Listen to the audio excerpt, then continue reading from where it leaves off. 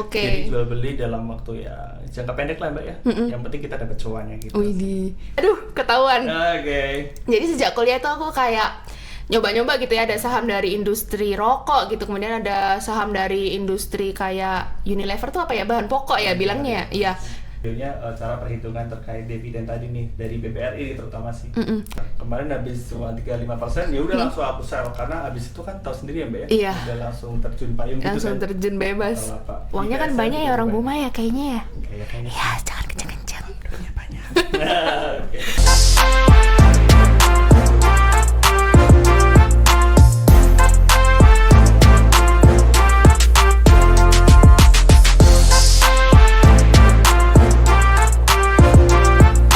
Oke Boomers, kembali lagi kita di Capot Cakrawala Podcast, ngobrol asik Dapet trik. Oke, kita kembali lagi Yeay. dapat tamu nih spesial, yaitu Mbak Yohan ya.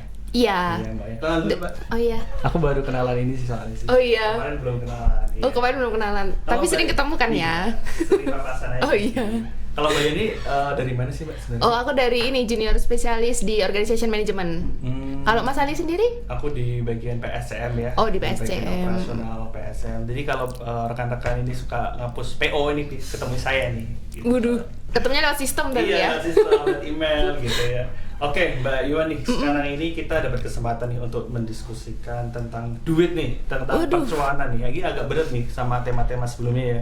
Money Karena nih. semuanya butuh uang, tapi segalanya butuh uang juga sih ya. Iya, betul Iya. sekali. Oke, Mbak Yuan, sekarang ini kita mau diskusikan tentang ngerti saham nih. Oke. Nah kita sebelum ke ngerti saham, kita coba review dulu nih kembali terkait investasi ya. Kalau betul. investasi itu kan ada macam-macam ya Mbak ya. Ada investasi jual beli tanah, jual beli rumah, terus kemudian jual beli sapi, jual beli dan lain-lainnya. Nah kalau Mbak Yuan sendiri kalau investasi di bidang apa nih kalau Mbak? Kalau aku sendiri tuh sebenarnya ada beberapa ya, karena kan kita kalau dalam berinvestasi tuh pasti harus diversifikasi gitu ya, karena takutnya kalau kita taruh semua telurnya dalam satu keranjang terus tiba-tiba pecah keranjangnya, sudahlah gitu kan. Jadinya aku ada masukin ke yang pertama itu di reksadana gitu ya. Reksadana ini aku pakai aplikasi Bibit sih, jadi dia resikonya itu cenderung moderat kali ya kita bilangnya, sama returnnya itu mungkin juga nggak terlalu tinggi gitu ya. Terus aku juga naruh di deposito itu di bank-bank gitu ya, mungkin nanti Bu Manners bisa cek di bank masing-masing gitu ya, pasti ada tuh aplikasi depositonya sendiri. Terus aku juga ada taruh di BPR, jadi itu kayak bank perkreditan rakyat gitu ya, itu lumayan sih bunganya lebih tinggi dari deposito. Terus aku juga taruh di ada juga namanya aplikasi untuk investasi di sapi gitu ya. Itu ada lagi. Terus mungkin rumah gitu ya, mau kita investasikan jadi guest house atau jadi kos-kosan kayak gitu. Itu sih. Kalau Mas Ali sendiri investasinya di apa aja nih? Kalau aku sendiri kebetulan sama sih ya Mbak ya.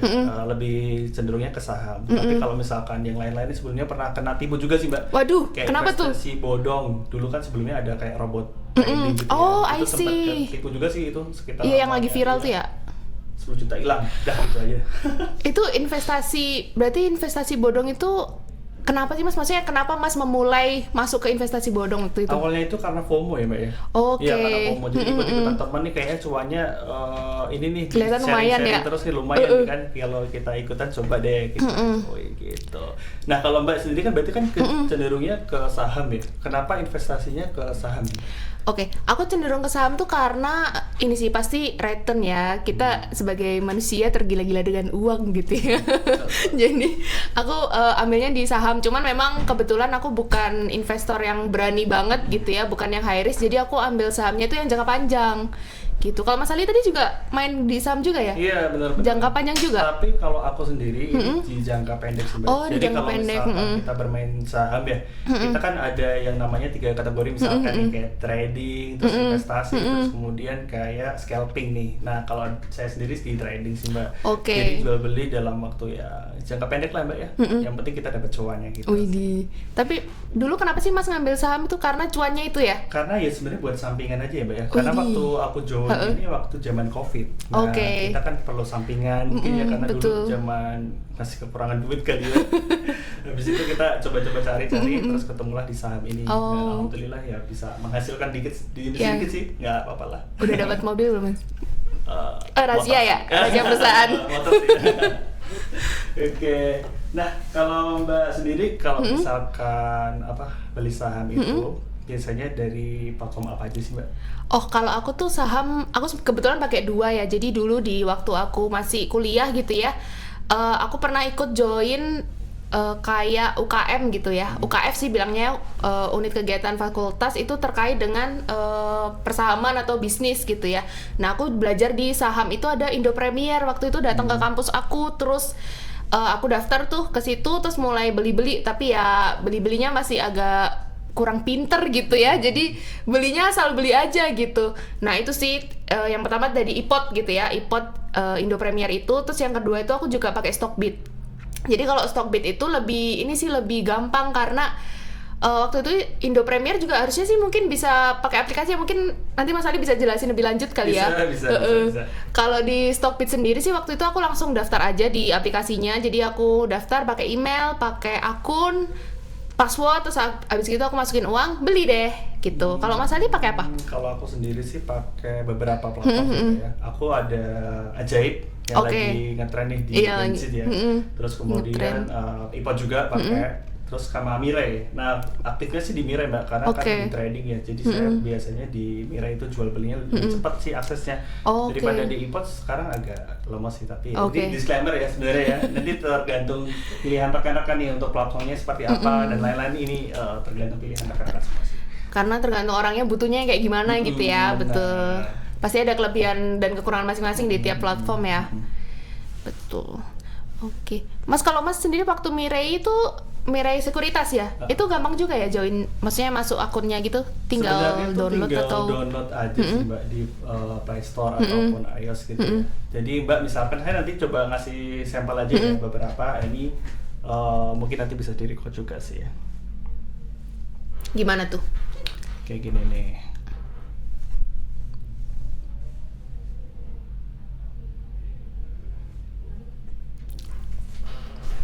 Oke. Ini kan udah ini, Mbak ya. Yes. Ya, ini ada iPod, Ajaib sama Mirai gitu ya di sini ya.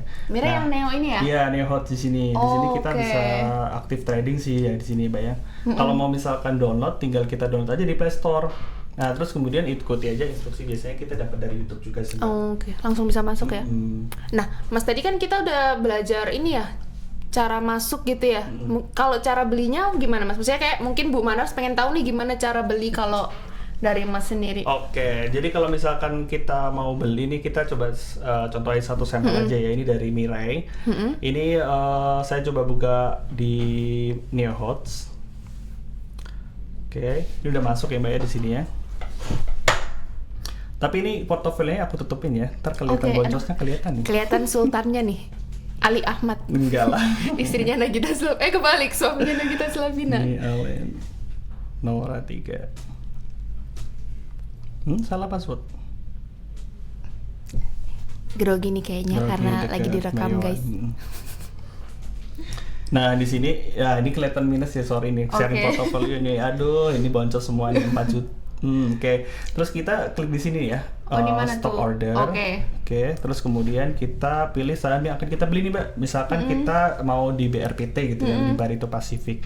Kita klik di sini di amount-nya yang mau kita beli, terus kita masukkan amount yang mau kita masukkan. Misalkan 5 juta di sini kita confirm. Karena ini udah bukan jam trading ya, jadi ini nggak masuk, jadi kita buy aja di sini, kita confirm. Udah otomatis nanti masuk di portofolio kita. Nanti kita tinggal running aja nanti besok kayak gimana nih perkembangannya gitu. Gampang banget ya. Kita jual aja. Kalau misalkan cut loss, ya udah kita rugi gitu. Tadi kan Mas Ali cerita nih kalau kita nggak bisa beli nih karena udah bukan jam kerja. Mungkin Bu Manas pengen tahu nih sebenarnya jam kerja kita waktu untuk beli gitu ya, itu di jam berapa sampai jam berapa ya? Jam 9 sampai jam 4 ya. Oke. Jam 9 sampai jam 4. Lagi kerja ya sedikit aja ya waktunya ya buat ngicip-ngicip gitulah ya, kita jual beli gitu. Oke, mungkin jam istirahat langsung bisa kita beli. Di samping itu kita juga punya ini, Mbak, aplikasi RTI. Jadi RTI ini aplikasi untuk memantau saham, jadi kayak summary-nya aja sih, Mbak, gitu. Jadi ini seperti ini nih aplikasinya.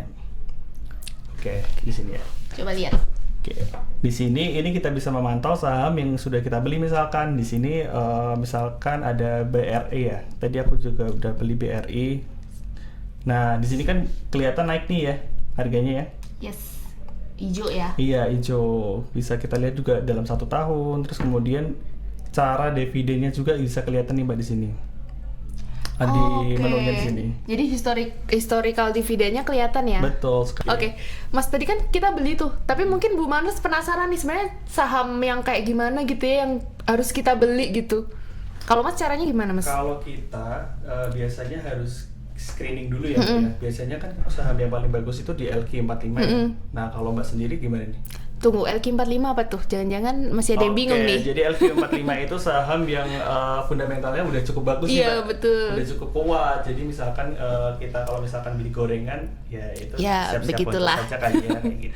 Dan likuiditasnya juga bagus ya. Jadi kita nggak akan terpapar resiko likuiditas gitu kan. Kalau di saham sendiri ada beberapa resiko gitu ya. Salah satunya likuiditas. Jadi ketika kita beli ternyata kita terpapar resiko likuiditas, udahlah saham itu kita nggak bisa jual lagi gitu kan ya. Kita kehilangan duit. Nah itu, itulah jeleknya. Ada lagi nggak sih Mas jeleknya ini punya saham? Pasti ada sih. Iya sih. Jadi kalau misalkan minusnya ya kalau kita bermain saham itu ya cut loss, terus kemudian betul.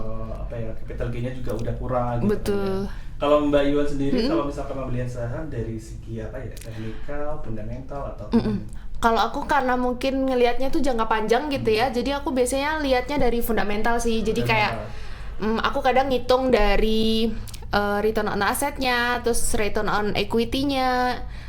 Jadi nanti mungkin Bu Manas kalau penasaran gitu ya, cara ngitung fundamental tuh gimana, itu banyak kok di internet. Jadi nanti ada kayak ROA gitu ya, return on asset. Kita ngitung nih gimana perusahaan itu mengembalikan asetnya ke dalam bentuk pemasukan gitu ya, revenue. Terus ada juga return on equity, kemudian banyak kok caranya. Ada juga kita ngitung book value gitu ya. Jadi kita lihat nih harga saham perusahaan itu di compare sama harga saham di pasaran. Jadi bisa jadi under value atau over value. Kalau over value artinya harga pasaran tuh lebih mahal gitu daripada harga aslinya. Pasti kan kita kayak kemungkinan akan turun nih kalau over value gitu kan. Kemudian kalau under value artinya harga di luaran gitu ya itu lebih murah daripada harga bukunya. Nah itu ada kemungkinan untuk naik gitu. Jadi kalau aku sih pakai cara fundamental sih Mas. Fundamental ya. Betul. Kalau Mbak Yuan sekarang lagi hold apa nih sekarang?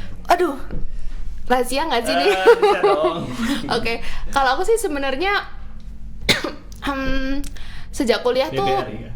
aduh ketahuan. Oke. Jadi sejak kuliah tuh aku kayak nyoba-nyoba gitu ya, ada saham dari industri rokok gitu, kemudian ada saham dari industri kayak Unilever tuh apa ya, bahan pokok ya bilangnya ya, manufaktur lah ya, terus dari pertambangan, perbankan gitu ya. Nah ngelihat profil aku yang moderat aja gitu ya, bukan yang mencari resiko tinggi, high risk high return gitu ya, jadi kayak yang santai aja lah gitu.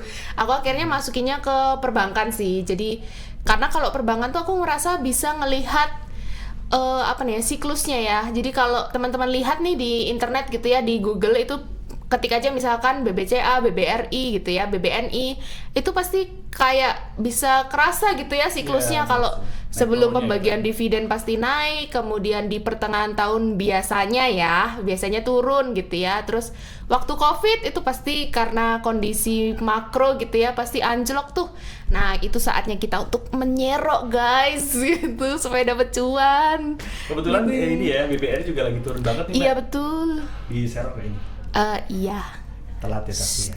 Sedikit. Kalau Mas Ali nyerok juga BBRI? Lumayan nyerok banyak di Widih. sini juga BBRI. Harapannya sih bakal balik lagi. Aduh, ya. amin. Di 6.000-an something lah ya. Oke, Amin. aja lah ya. Sebenarnya kalau kita lihat fundamentalnya sebenarnya nggak jelek-jelek banget gitu ya. Cuman mungkin nanti Bu Manas kalau mau berinvestasi gitu ya harus peka juga sama berita-berita yang ada gitu ya. Kayak misal sekarang tuh kan BBRI mungkin di Q1 kemarin tuh memang labanya agak turun terus dibandingkan Q sebelumnya ya, year to date-nya. Terus habis gitu secara makroekonomi juga karena kita gejolak politik, kemudian investor asing juga banyak yang keluar gitu ya, akhirnya harganya tuh kelihatan anjlok banget gitu. Padahal sebenarnya itu mungkin sebuah kesempatan untuk Bu Manas bisa serok gitu. Ini disclaimer dulu ya, kalau ya itu berdasarkan analisis masing-masing gitu ya. Tapi yang pasti nanti kalau Bu Manners berinvestasi harus peka sih terhadap berita-berita yang ada itu sih. Disclaimer ya, ini bukan ajakan beli untuk BBRI ya. Betul. Oke, kalau Mas Ali sendiri belinya itu kayak gimana Mas caranya? Maksudnya memikirkan apa gitu? Kalau dari aku sih dari teknikal aja sih, Mbak. Jadi kita nanti lihat dari breakdown atau supportnya seperti apa, resisten seperti apa. Itu mungkin bahasa asing buat Mbak Ayu yang kebetulan di fundamentalis gitu ya. Iya, aku tim jangka panjang, nggak tahu. Nanti saya coba mau share juga terkait platform yang digunakan untuk menganalisa saham ya secara teknikal. Biasanya yang umum itu dipakai adalah TradingView nih, Mbak. Apa itu Mas? TradingView itu platform yang bisa kita gunakan untuk secara teknikal nih, Mbak. Jadi misalkan kita tarik garis-garis ya agak rumit ya dijelaskan ya, Mbak. Oh, kayaknya perlu di screen record nanti ya. Cuman kalau itu berarti nanti input, maksudnya Mas mendapatkan apa dari aplikasi itu Mas? Website ya? Website ya? Website aja sih. Itu free kok sebenarnya. Nanti Bu Manners bisa akses juga di TradingView, nanti bisa dianalisa nih saham dari tahun ke tahun, grafiknya seperti apa, terus kita cari support dan resistannya seperti apa. Kita bisa masuk nih di bagian supportnya, misalkan apabila mantul ya kita bisa dapatkan cuan sih dan kita jual.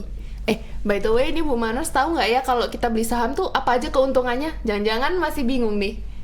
Kalau keuntungannya sih banyak ya, Mbak ya. Misalkan capital gain tadi. Betul, ya. capital gain. Kemudian kita bisa juga dapat dividen. Yes. Yang biasanya di-share per tahun.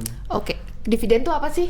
Gitu mungkin pada bingung nih. Iya, benar. Dividen itu laba perusahaan yang biasa di-share per tahun nih keuntungan kita. Karena betul. kan kita juga memasukkan saham di perusahaan tersebut nih. Kita ngasih modal lah ya. Iya, jadi mereka akan bagi hasil Betul. itu secara per lembar gitu. Nanti saya coba share juga ya nanti videonya cara perhitungan terkait dividen tadi nih dari BBRI terutama sih. Kalau capital gain apa Mas? Capital gain, jadi misalkan kita invest di harga 4.000 gitu ya, terus kemudian harganya naik jadi 5.000, kita dapat capital gain nih di 1.000 lumayan tadi, tuh, gede sih. Kan? Nah gitu sih, kalau misalkan kita jual kita dapat cuan, tapi kalau misalkan kita hold ya kita nanti bisa dapat tinggi lagi mungkin ya, Mbak ya. Itu sih, jadi kalau kita beli saham itu biasanya keuntungannya dua sih ya, dividen sama capital gain gitu. Tapi kalau mungkin resikonya tadi kita udah sempet singgung juga ya gitu. Yang pertama itu pasti tadi resikonya ada likuiditas gitu ya. Kita beli nggak bisa dijual lagi nih gitu. Terus ada juga nih ketika kita beli ternyata sahamnya kurang bagus gitu ya, saham gorengan lah ya kita bilangnya. Terus tiba-tiba perusahaannya delisting, ya sudahlah akan hilang gitu ya. Kemudian bisa juga karena capital loss ya Mas ya, tadi ada capital gain, capital loss. Jadi kita belinya 5.000, jualnya 4.000, rugi deh 1.000 gitu. Kali berapa lot gitu ya. Lumayan, sedih nangis itu. Iya, ada merah-merah tuh portofolio ya. Di samping itu kita juga bisa ini loh Mbak, IPO. Kita bisa beli saham IPO. Tapi kalau misalkan mau beli saham IPO, kita lihat juga nih background perusahaannya seperti apa. Dulu aku pernah juga nih Mbak cerita sedikit nih terkait IPO. Dulu pernah di sahamnya X gitu lah ya.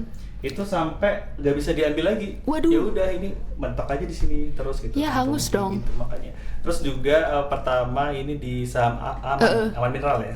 Nah itu juga udah. Ini boleh di ini nggak sih di gitu ya. Iya. Itu udah disensor. Sampai cuan 500%. Wih. Di Aman, di Brand, Wih. Barito itu juga. Panggil dia Ali Ahmad guys. Suami Nagita Slavina. Kalau mau ya, banyak kita ya. Masih jomblo kan? Udah nikah. Oh udah nikah. Gak jadi. Iya. Oke. Itu sih ya. Iya sih. Oh ada satu lagi, nggak sih, berarti tadi ada delisting, likuiditas gitu ya, terus capital loss sama bisa jadi bangkrut juga ya perusahaannya. Oh sama ini kali Mas, waktu IPO Mas beli juga nggak Goto itu? Goto nggak sempet sih. Nggak sempet ya? Belinya buka. Oh belinya buka lapak. Iya, kemarin habis cuma 35%, ya udah langsung aku sell karena habis itu kan tahu sendiri ya Mbak ya. Iya. Udah langsung terjun payung gitu Langsung kan. terjun bebas.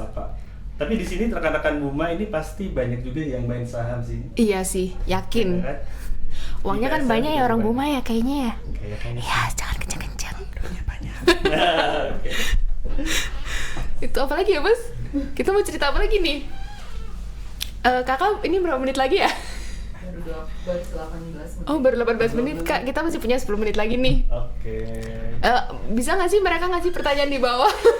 Udah bingung nih mau ngomong apa lagi? Karena udah semua. Oh mungkin ini kali share pengalaman kali ya Mas, waktu beli rugi gitu ya. Aku tuh dulu pernah beli apa ya? Unilever. Unilever. Jadi tuh sebenarnya itu waktu sebelum COVID sih, jadi harusnya maksudnya masih normal lah ya, maksudnya secara makronya masih normal. Nah aku beli Unilever tapi aku tidak memikirkan kalau waktu itu skincare Korea, sabun, sampo dari Korea tuh masuk semua di Indonesia gitu ya. Jadi akhirnya waktu itu Unilever tuh bener-bener lumayan anjlok lah ya, dan aku beli waktu masih tinggi karena aku pikir aku mestinya waktu itu belum memikirkan dan masih kurang pinter ya, kurang belajar gitu ya. Jadi Bu Manes harus belajar nih, harus belajar dan peka terhadap berita gitu ya. Aku beli Unilever, rugi berapa ya waktu itu? Lumayan lah ya pokoknya, lumayan. Nah itu Unilever. Terus aku juga pernah beli waktu itu saham rokok sih waktu masih kuliah ya. Masih ya itu masih belum pinter ya. Jadi kita kalau mau belajar saham tuh jangan asal beli, harus belajar. Nah itu juga lumayan anjlok dan nggak bisa naik lagi gitu. Sampai sekarang juga masih turun tuh ya Mbak ya? Iya betul. Mungkin aku masih belum tahu sih itu kenapa, bisa apakah karena masyarakat mulai peduli, kayaknya enggak juga ya.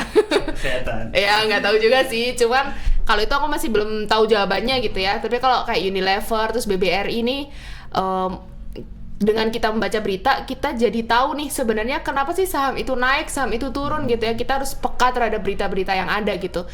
Kalau aku sendiri waktu itu belajarnya itu selain baca berita, juga aku sharing. Jadi kayak sharing sama teman-teman yang sesama investor gitu ya. Mungkin nanti kita bisa ngomong ke tim culture kali ya, biar dapet ini, ada Buma Investor Club kali ya. Boleh. Kayak gitu. Jadi kita bisa brainstorming tuh di situ gitu. Kalau Mas Ali sendiri pernah nggak sih dapet kayak kerugian gitu?